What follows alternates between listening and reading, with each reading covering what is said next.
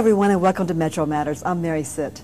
Metro's service area covers about 1,285 square miles. It's huge. So how do we keep a system like this safe?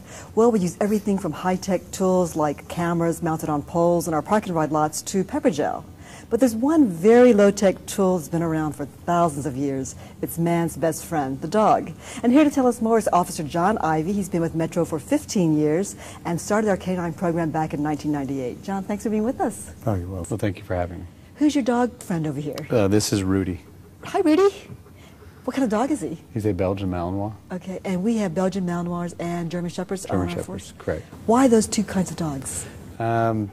For the patrol part, because he is a narcotics patrol dog, there's limited on what breeds you can use, and the German Shepherds and Belgian Malinois happen to be two of them.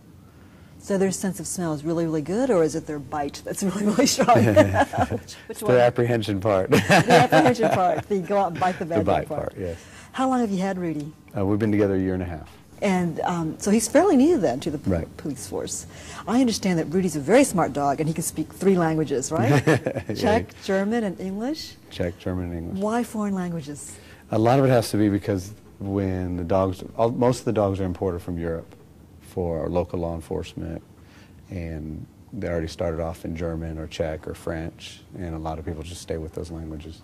And it probably helps so that you don't get passersby yelling out commands to in English, because he will listen to the German and the Czech from you, right? Right. Can you demonstrate for us? Sure.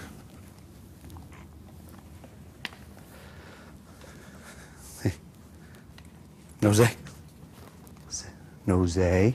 Sedni. Leni. Nose. Face nose. Nose. Sedni. Leni. Zustan. Very obedient dog. So, took a while. Why do we need police dogs? We've got you. You've got a gun. You've got a baton, right? Why do we need dogs? Because people, since he's narcotics, and the first one, Boris, was narcotics, people like to hide the narcotics from us around our bus shelters, unfortunately. Not all of them, just a few selected ones. For whatever reason, it's very attractive to people. And they'll hide it either on top of the shelter or somewhere near the shelter, and we'll use the dog to find it. And they sell drugs out of some of the shelters.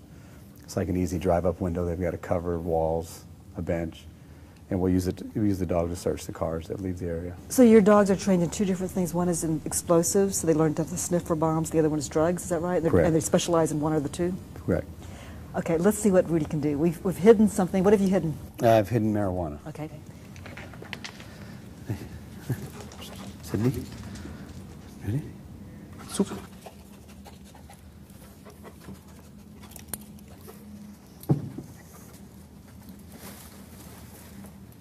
Wow, he found it. And for his reward, he gets a ball, right? He gets a ball or a tug or something that. Good job, Rudy. So how often do you train? How often do you train the dogs? Are they trained? We train once a week. Okay. Every week. So they go through a certain routine of exercises to find things. Yes, we start off with Lainey. We start off with Rudy. All the dogs at Metro I'm the trainer for the department, and all the dogs at Metro purchases are what we call green dogs. They don't know anything, and then we start them from the ground up. And then once you start the training, you just reinforce it every week. You every week. Things Once we get them to where we don't chew that. His foot's caught. There we go. Sydney, house. He wants to play. I know. Yeah, he'll keep doing this all day long because he wants to play and lady. And he wants to work. These kind of dogs want a job, right? They want to. Yes. They want to do something. Yeah, these are the dogs that would tear up your yard, pull the furniture out. If you didn't give them something to do. Yeah, my wife stuck him out one morning, and she heard this grinding noise across the concrete, and she looked out the bay window. He was supposed to be going to the bathroom, early in the morning. He had a hold of the patio furniture, was dragging it towards the yard. I guess he was going to go throw it around or something. I'm not sure. He just didn't get enough exercise that day, right? He was a little frustrated. I think he was ready to go to work. And earlier we taped Rudy in action. Not only does he find drugs, but he apprehends suspects. He chases the bad guys. Let's look at some tape and see what he does. Okay. Now this is really your sergeant, right? Right, Sergeant Tim McClellan. And he has his bodysuit on doing this. Okay. It's pretty vicious. Now, Rudy, when he chases somebody, he doesn't just grab somebody. He likes to turn them around, right? Likes to spin them around. I mean, he's going to do everything as long as if the suspect keeps fighting him, he's going to keep fighting. John, are these dogs trained to kill? No, they're less than lethal. But they're trained to bite, They're not trained just to tug bite. on the clothing. They're trained to apprehend, but they have to use their mouth to apprehend, so it's a bite. So you're calling 911 after your dog bites somebody, right? We request an ambulance. The ambulance comes out. They treat the individual, and it depends on the severity of the apprehension. We will then take them to the hospital and have a doctor look at them. And then after they're treated, you arrest them. To jail, yes. And the doctor in the jail can take care of them from there. How many arrests do you make with the dog's help per month or per year, approximately? On apprehensions, we only have 3 since we started the program with the patrol dogs. And that's about 1 a year. We probably have about 20 to 30 tracks with no apprehensions. Now, what does a track mean? Chasing? When the suspect ran away, somebody Oh, okay. calls us, says, whatever happened to him here. We've assisted HPD also, and we put the dog's nose to the ground, and the dog tracks like it's hunting somebody. And we found a guy in a building and another guy in a car and different things. Okay, so you can find them without the dogs actually biting them. Right. Has Rudy ever helped you apprehend a He did, suspect? excuse me, lady. He did about, nose,